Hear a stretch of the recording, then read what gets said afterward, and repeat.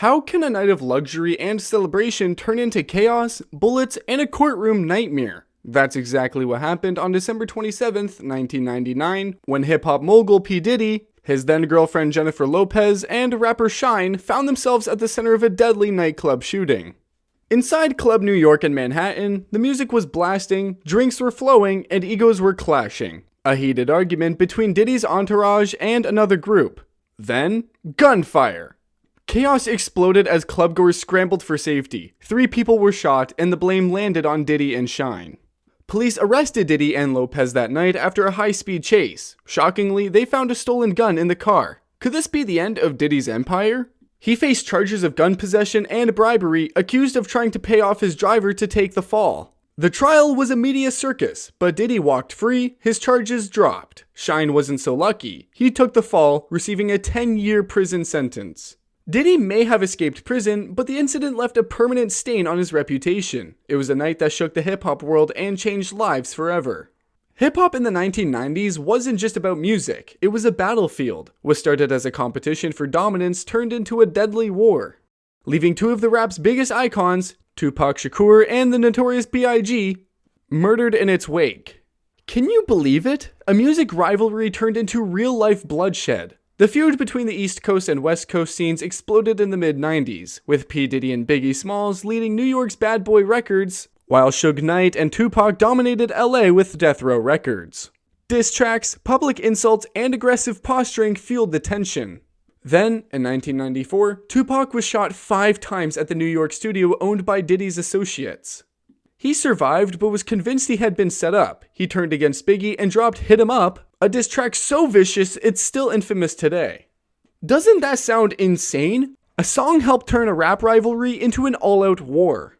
By 1996, things spiraled out of control. Tupac was gunned down in Las Vegas. 6 months later, Biggie was shot and killed in LA. 2 of hip-hop's biggest stars were gone. The East Coast-West Coast war ended in tragedy, but its impact still lingers. So, was this just industry drama, or was something more sinister at play? Reality TV was supposed to make dreams come true, but for the aspiring artists on Making the Band, it felt more like a nightmare.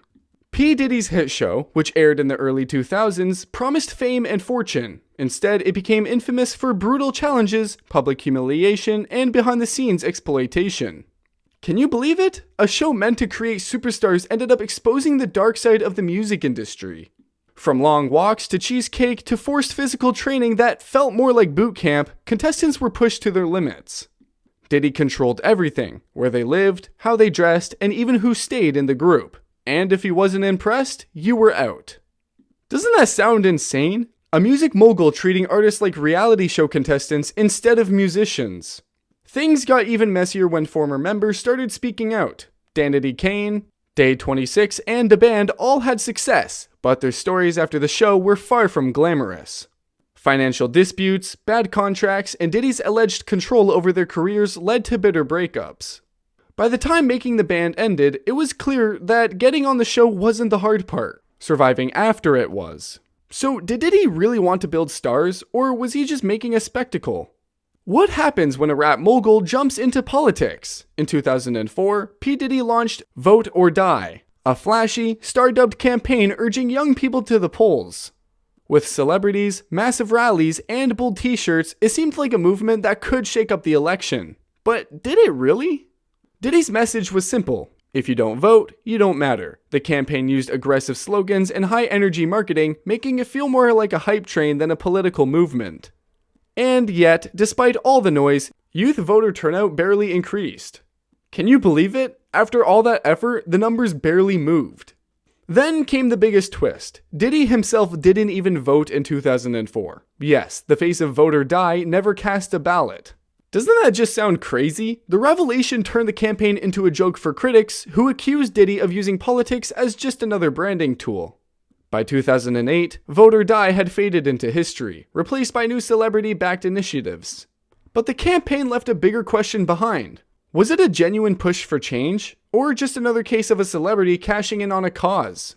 P. Diddy built his empire on luxury, style, and success. But in 2003, his clothing brand Sean John was hit with a scandal that didn't fit the glamorous image. Reports surfaced that workers producing his high-end sweetwear in Honduras were being overworked, underpaid, and abused in sweatshop-like conditions. Investigations revealed that these factories allegedly forced employees to work long hours for as little as 15 cents per garment. Workers described verbal abuse, unsafe conditions, and even retaliation if they spoke out. Can you believe it? The same brand that sold premium fashion to the world was accused of exploiting some of the poorest workers on the planet. When confronted, Diddy initially denied knowing anything about the labor issues, but quickly shifted gears, launching his own investigation and calling for better conditions. He even sent a team to Honduras and vowed to hold manufacturers accountable. But was it too little, too late? Critics questioned whether the damage had already been done. Despite the controversy, Sean John survived and Diddy's reputation remained largely intact. However, the scandal raised bigger questions about celebrity fashion brands and the ethics behind their production. How much did Diddy really know? And how many other stars are cashing in on fashion while turning a blind eye to the real cost? In 1999, hip-hop was dominating the charts, shaping culture and making millions. But the Grammys refused to respect it.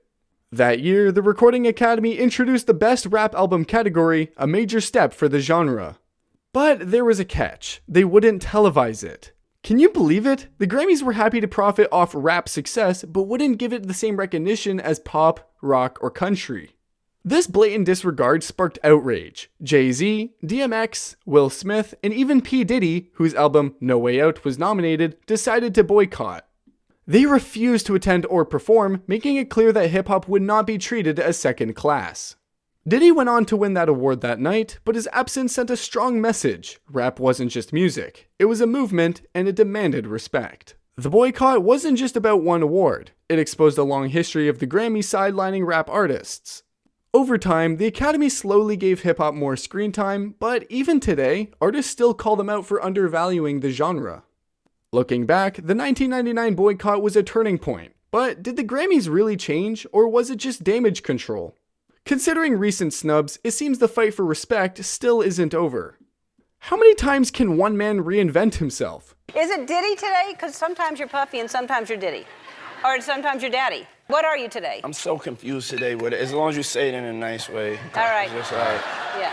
If you're Sean Combs, apparently an unlimited number. Over the years, he's changed his stage name so many times that even his biggest fans struggle to keep up. Puff Daddy, Puffy, P Diddy, Diddy, and now just Love? Can you believe it? It all started in the 90s when he was known as Puff Daddy, the flashy, larger-than-life producer behind Bad Boy Records. Then, in the early 2000s, he decided Puff Daddy was too much, so he trimmed it down to P Diddy. Cooler, sleeker, more refined.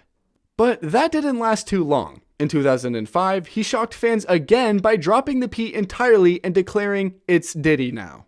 Just when people finally adjusted, he switched things up again, calling himself Swag for a brief moment in 2011, which thankfully didn't stick. And then came the biggest twist. In 2017, he announced yet another name change, this time to Brother Love. Fans weren't quite sure if this was serious, and he even backtracked a bit by saying they could still call him Diddy. But by 2021, he doubled down on the name Love, even changing it legally. At this point, the question isn't what he'll call himself next, but rather, how long will it last? Because if history tells us anything, Diddy is never just one name for long. What happens when a hip-hop mogul turns a struggling vodka brand into a billion-dollar empire? You get one of the most unexpected success stories in the liquor industry, Diddy and Ciroc. Back in 2007, Ciroc was barely making a dent in the vodka market. Competing with giants like Grey Goose and Absolut, it was seen as just another premium vodka struggling to find its place. Then, Sean Diddy Combs stepped in, not just as a spokesperson, but as a strategic partner. Can you believe it? Instead of taking a traditional endorsement deal, he negotiated a 50-50 profit split with spirits company Diageo, making him more than just the face of the brand. He was invested in its success. Diddy rebranded Ciroc as the official vodka of celebration, linking it directly to luxury, hip-hop culture, and VIP lifestyles. He threw extravagant parties, got celebrities to endorse it, and even coined the term Ciroc Boys to make it a status symbol. Within a few years, sales skyrocketed from 40,000 cases a year to over 2 million. This wasn't just a business move, it was a marketing masterclass. Diddy didn't just sell vodka, he sold a lifestyle. And you know what happened? A brand that went from near obscurity to dominating the premium vodka space. Now the only question is, what can't Diddy sell? Which scandalous moment intrigued you the most? Share your thoughts in the comments below, and let us know if you'd like to see a part 2 exploring more of P Diddy's headline-making actions.